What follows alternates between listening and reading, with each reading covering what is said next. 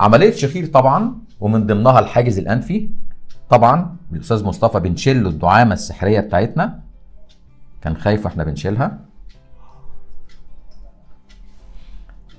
الناحيه الثانيه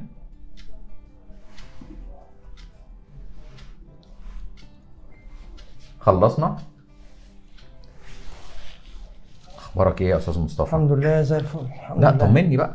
لا ده زي نفس، الفل. خد نفسك. فرق رهيب الله، اول مره اتنفس كده.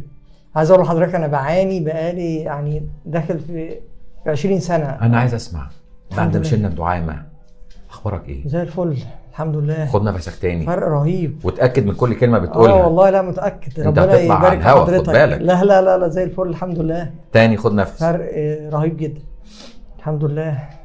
الحمد لله رب العالمين. الحمد لله على سلامتك. الله يسلم حضرتك. الحمد لله على سلامتك الله يخليك يا دكتور. مصطفى. الله الحمد لله على يعزك. سلامتك. الله يكرمك.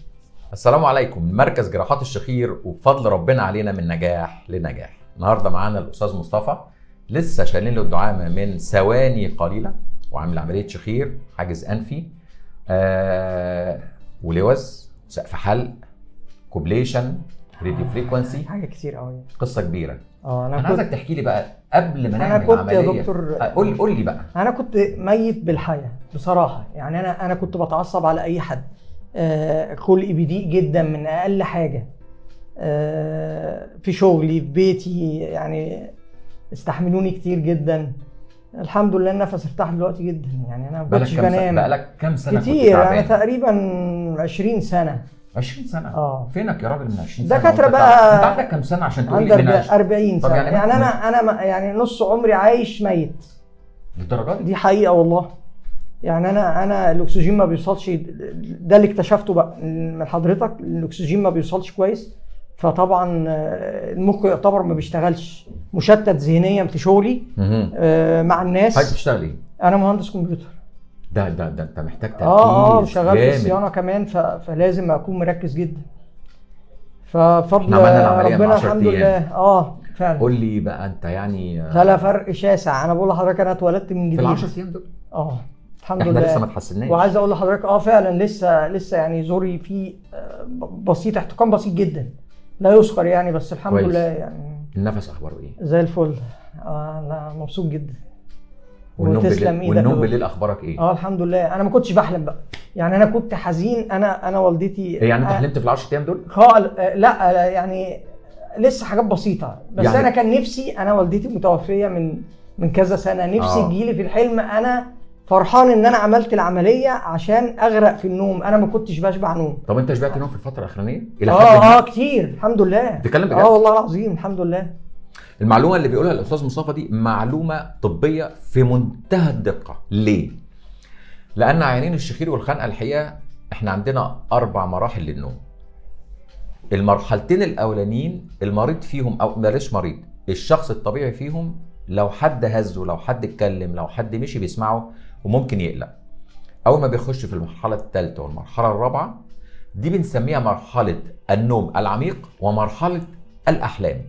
مريض الشخير والخنقه ما يعرفش المرحلتين دول، فالكلام اللي الراجل ده بيقوله ده كلام طبي، هو مش عارف ايه اللي بيحصل، بس هو ما كنتش مرتاح، ما فيش عدم اتزان خالص.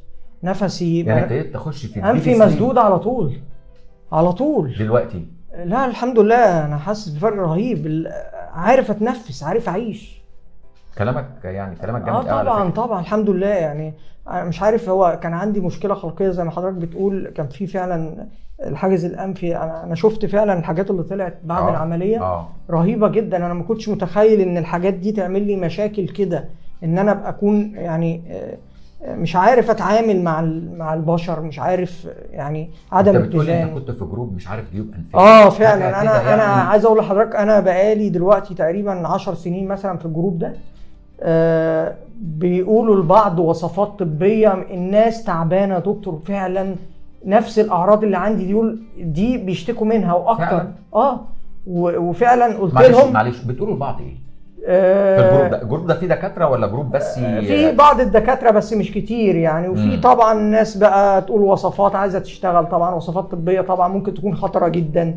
لا لازم نشوف، لازم سبب علمي اللي عندنا ده، لازم سبب طبي، في مشكله يبقى نروح لدكتور كويس. انت قلت لهم ان انا رايح بصراحه انا قبل اول ما جيت لحضرتك قلت لهم انا عملت منظار والدكتور لقى عندي كذا وكذا وكذا وهقول لكم كل التفاصيل.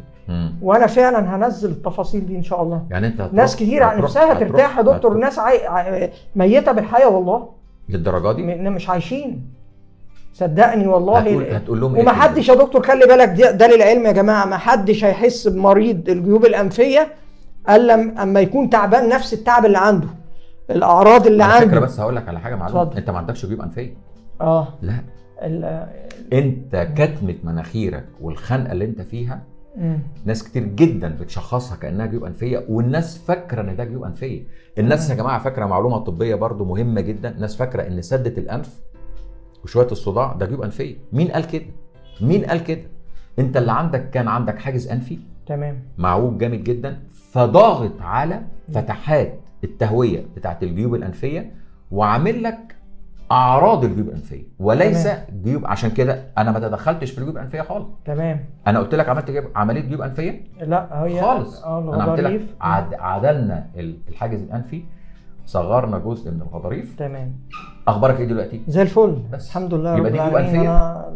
يعني بشكر حضرتك جدا والله. ابدا انا بس بنصحح الكلام عشان يبقى الكلام لما انت تتكلم. انا مشيت على البخاخات كتير جدا واتضح انها بتعمل تضخم في الغضاريف تقريبا. صح طبعا. وتزود يعني دي مصيبه اكبر، تزود طبعا لو مشينا عليها فتره كبيره دي بتبهدل الدنيا يعني. الحمد لله. الحمد لله. اخبارك ايه؟ زي الفل يا دكتور الله يخليك. الحمد لله والله العظيم. نورتنا يا باشمهندس جدا. الله يخليك يا دكتور. انا ويعني اسعد حاجه في حياتي انا الشخصيه كطبيب، انا بعمل عمليه لحد ويجي يقول انا كويس. الله يخليك يا ابو. انا بقول لحضرتك انا اتولدت من جديد على ايديك. انا النهارده مولود برضو معاك يعني الفضل الاول لربنا سبحانه وتعالى كان حاسس بيا. والله بالصدفه انا ببحث، انا لما تعبت قلت اشوف العمليه. زمان يا جماعه خلي بالكم، دي انا هقول معلومه، زمان كان في فتيل، الناس اللي كانت خايفه من الفتيل والمواضيع دي دلوقتي بسيطه جدا. هم دعامتين بيتحطوا في الانف وبيتشالوا بعد 10 ايام، ما بتحسش باي حاجه. زمان كان فعلا انا كنت خايف على الخطوه بتاعه الجراحه عشان خاطر الفتيل، وان انا اغيب عن شغلي برضو 3 شهور وشهرين والكلام ده كان صعب جدا. فصدقوني الموضوع سهل جدا. نزلت شغلك في الفتره اللي فاتت دي؟ تابعته بالتليفون بس ناوي انزل خلاص. انا كده انا كنت مستني اشيل الدعامات. الحمد لله والله. وتستنى ليه؟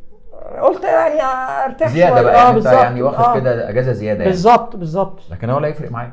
الحمد لله الحمد لله. الحمد لله سلامتك يا باشمهندس. الله يخليك يا دكتور ربنا يعزك. ويعني بتحسنك جدا. الله يكرمك. زوجتك قاعده مبسوطه وهي الحمد لله. الشخير طبعا يا جماعه كان مشكله رهيبه جدا برضو.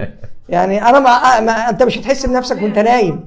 يعني بتقول العصبيه عصبي جدا حتى مع الناس. طب في ال10 ايام الاخرين اخباره ايه في العصبيه؟ لا تمام خالص. انت بتقولي بجد؟ تمام. يعني عملنا كده فرق شاسع جدا. طبعا يا دكتور الاكسجين والله غصب عني. العصبيه دي يا جماعه الاكسجين ما كانش واصل كويس، انا ما كنتش عارف اتنفس، عدم اتزان يعني مشوش جدا. حتى بنهي المواضيع مع العملاء بتوعي بسرعه عشان انا تعبان مخنوق يعني. بالظبط خنقه رهيبه بالظبط. الحمد لله سلامتك. الله يسلمك مره ثانيه. الحمد لله. الله يخليك يا باشمهندس ومنورنا. الله يعزك. الكلام اللي انت قلته ده كلام حلو جدا وكلام طبي جدا وكلام طالع من قلبك جدا. الله يكرمك. ومش هقدر اقول اي حاجه اكتر من كده ولا اعلق ولا اي حاجه خالص. اقدر اقول حاجه واحده بس، ان ده من فضل ربنا علينا. الحمد لله. وعلى مرضانا وعلي انا شخصيا الحقيقه. وزي ما بنقول دايما اللهم علمنا ما جهلنا وانفعنا بما علمتنا. مع تحياتي ودعواتي دكتور هشام ابراهيم.